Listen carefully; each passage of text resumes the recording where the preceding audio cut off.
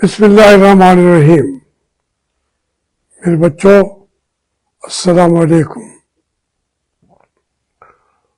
آج کا دن پاکستان کے 2 لخت ہونے کا دن ہے۔ آج کے دن سقوط ڈھاکہ ہوا، جس کا ترجمہ کرتے ہیں ڈھاکہ فال۔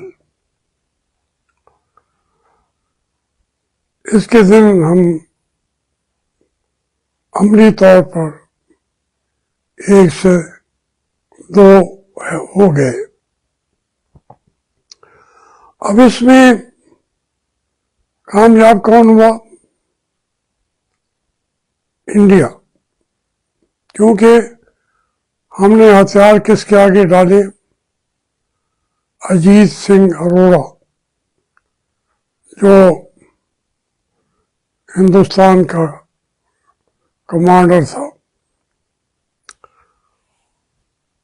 صاف ظاہر ہے کہ پاکستان کو 2 لخت کرنے میں جو کلیدی کردار اختیار کیا وہ انڈیا نے کیا، اور اندرا گاندھی نے کہا ہم نے نظریہ پاکستان خلیج بنگال میں ڈبو دیا ہے۔ اب ان کے آگے جو مشرقی پاکستان میں جو لوگ کام کر رہے تھے، مکتی بہنی،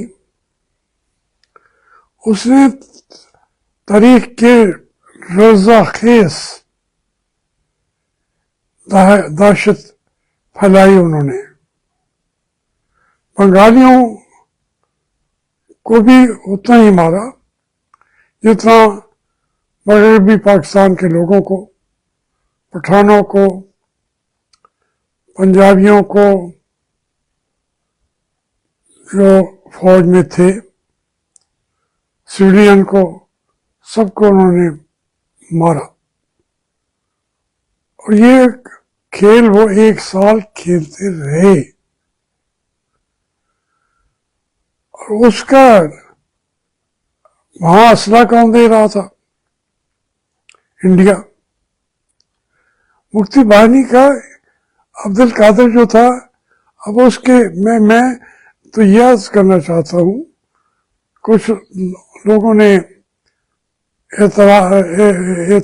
اعتراض بھی کیا، بھائی مجیب شیخ جو ہے وہ تو آخر دم تک پہلے تو کہتا رہا کہ مجھے وزیر اعظم بناؤ۔ آپ نے اسمبلی کا اجلاس نہیں بلایا تو وہ آپ کے ساتھ کھڑا رہتا۔ یہ باتیں نہ کریں۔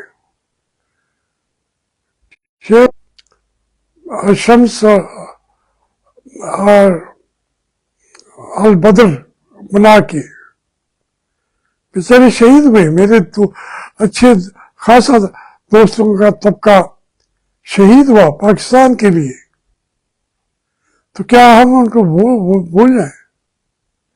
جو کچھ انہوں نے کیا میر پور اور محمد پور میں جا کے دیکھیں تو صحیح، آج تک وہ بیچارے وہیں بیٹھے ہوئے ہیں۔ پر ہم تو وہ انہی دنوں میں تھے جہاں وہ ان کی عورتوں کا سینے کٹے ہوئے تھے، بہاری عورتوں کے، آدھا منہ کٹا ہوا تھا بہاریوں کا، ان کے بچے کی چھوٹی چھوٹی ٹانگیں کٹی ہوئی تھی پرچیاں مار مار کے۔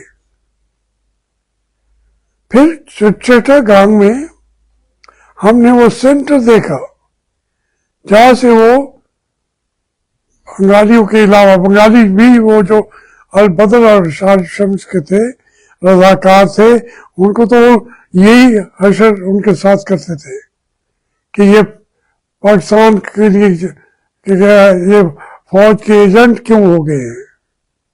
ان کو اتنا مارا کہ اس چٹاگانگ میں، اس سینٹر میں، ان کی رگوں سے خون کھینچ لیتے تھے۔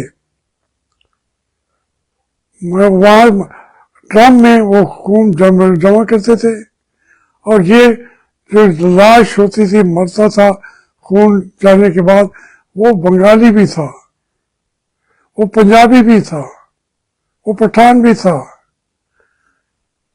मैं यही आपको समझाने की कोशिश कर रहा हूं।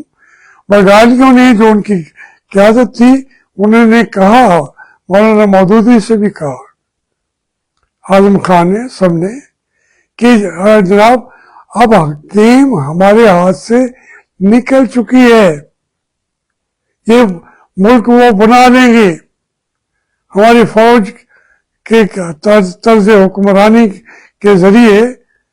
जहाँ देखो यार, वहां एक आपने पटसन की कारखाना ही नहीं लगाया, 30 साल रहे वो हमारे साथ, सारी इन्वेस्टमेंट का पैसा तो कराची में लग रहा था, और हमने वहां पे जो लगाई वो भी यहाँ के लोगों ने वहां वो चीजें लगाई। मैं इसका जिक्र करता रहता हूँ। आपके तमाम जो वहां के गवर्नर थे, वो वहां के थे ही नहीं, यहाँ से भेजते थे। वो बैठ के गवर्नर मीलाद करते रहते थे। हमने उनके साथ जुल्म किया, ज्यादती की। फिर उसके बाद उन विचारों का मैं जिक्र करता रहता हूँ। ख्वाजा खैरुद्दीन के घर के अंदर हमारे फौजी चले गए, और इतना उन्होंने वहां औरतों के साथ जो मिला, जो कुछ किया, बैनुल अक़वामी स्कैंडल बन गया मुस्लिम लीगियों के साथ। उन बेचारों ने ये कुर्बानियां भी दी। वो बंगाली ही थे, वो कोई और थे। वो अपने बंगालियों से लड़े कि तुम हिंदू के एजेंट हो, हम पाकिस्तान के एजेंट कहते हो तो एजेंट ही सही। इतनी जंग लड़ी उन्होंने। फिर हमें कहा कि बांग्लादेश तस्लीम अभी ना करे, हमने ये जंग खत्म नहीं करनी। हम जल्दी में थे कि पलटन के मैदान के अंदर हमने हथियार डाल दिए। उसका मैं जिक्र करता हूं कि हमने अपने बंगालियों को भी उनके हवाले कर दिया। खुद तो हम आ गए हथियार फेंक के, हमारी जानें तो बच गई।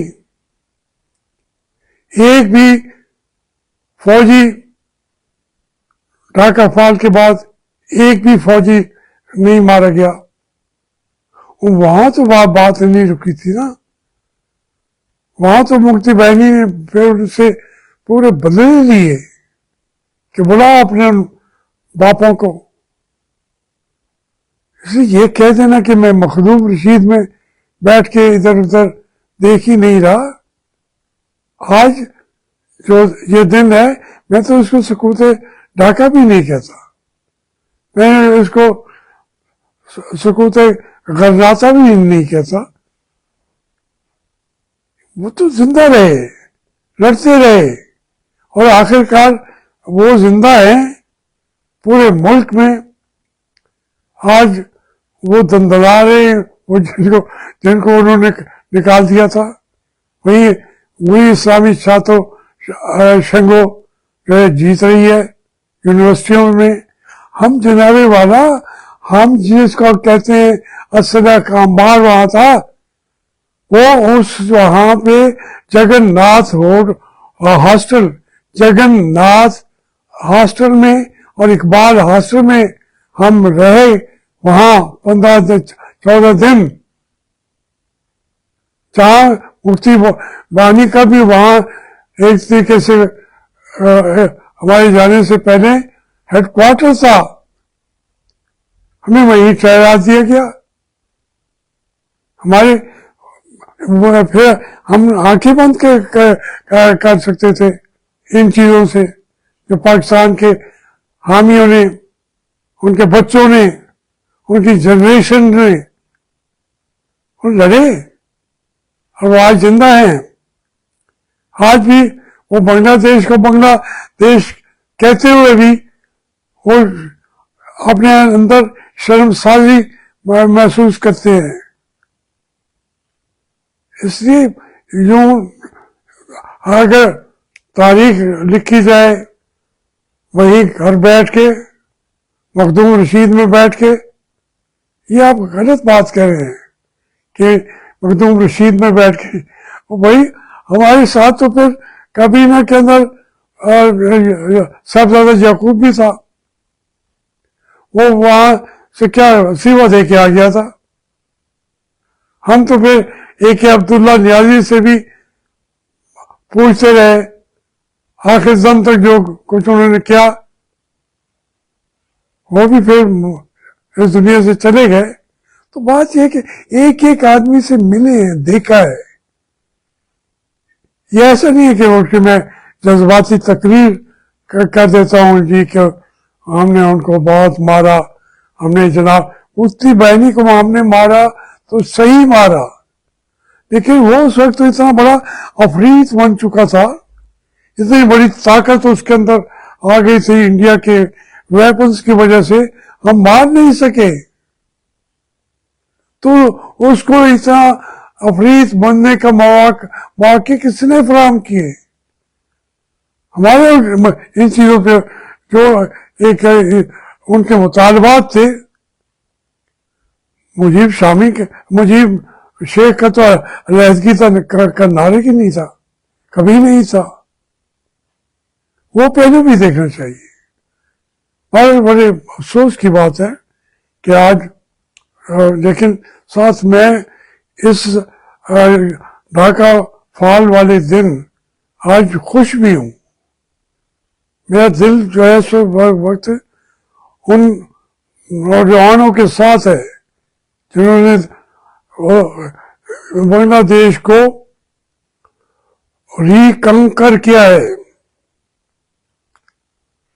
دوبارہ انہوں نے فتح کیا ہے. گھر ان کا اپنا تھا، جو کنٹرول میں تھا اس کے حسینہ واجد کے. اس سے پہلے مجیب شیخ کے، اس تاج الدین کے. تو وہ ایک نیا اب بنگلہ دیش وہ ابھر رہا ہے. میں خوش ہوں، اللہ تعالیٰ ان کی یہ آزادی مبارک ہو. دوسری طرف جو میں آج سے مختصر بات اگر سے کروں گا، بہت لمبی بات ہو جائے گی. یہ اے پی ایس ڈی جو ہے وہ 16 دسمبر کو ہوا تھا.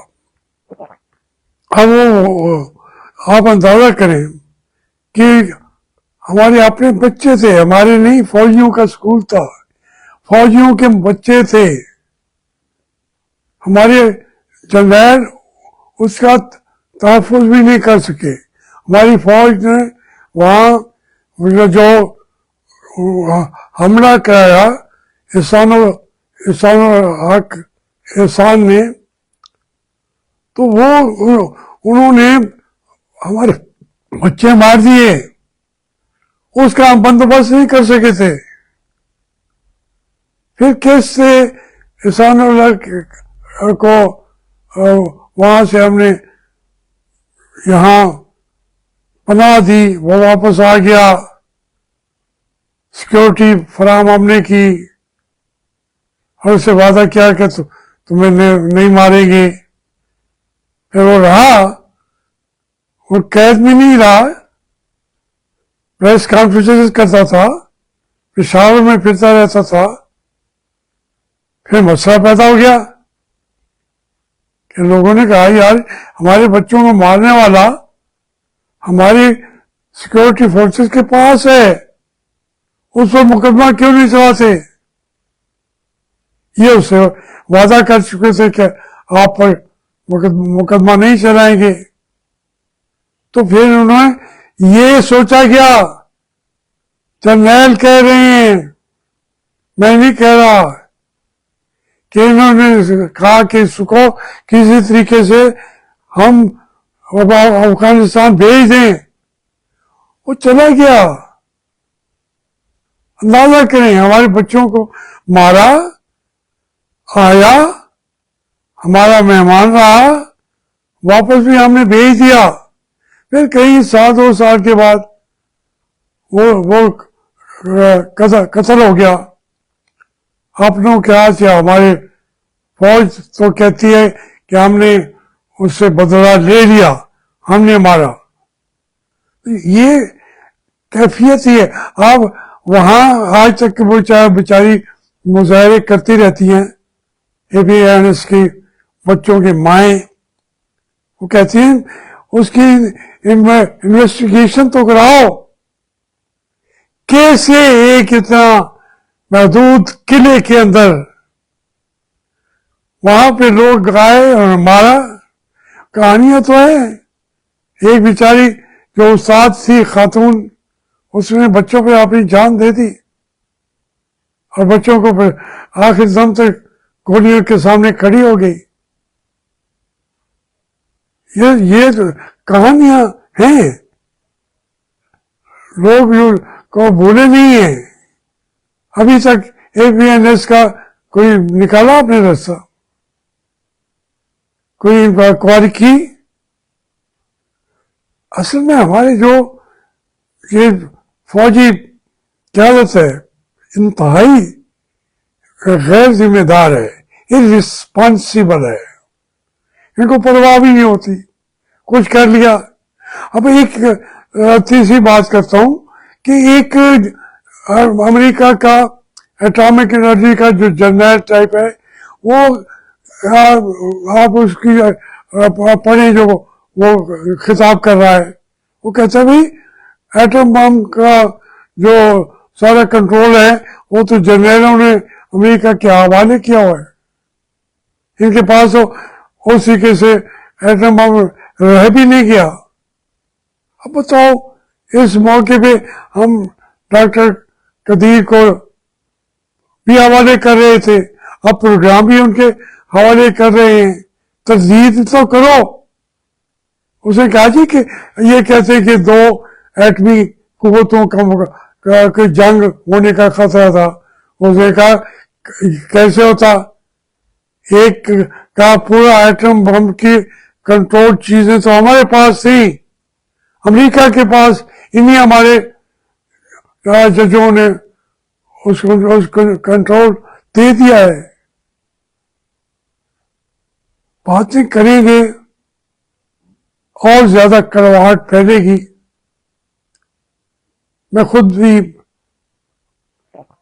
پریشان ہو جاتا ہوں کہ کیسا ملک ہے جس کے فوجی وہ جو بھی ہو کمانڈر ان چیف، اسے ہمیں پیچھا ہے، ہم سے ہماری جسم اور روح کو خریدنے کی کوشش کی ہے، ہم نہیں بکے تو پھر انہوں نے تمام لیڈرشپ کا سویلین کا قتل عام کیا ہے۔ مغربی پاکستان کی لیڈروں میں کون زندہ بچا ہے؟ اس لیے بس کچھ نہ ہی کہیں تو اچھا ہے۔ مہربانی۔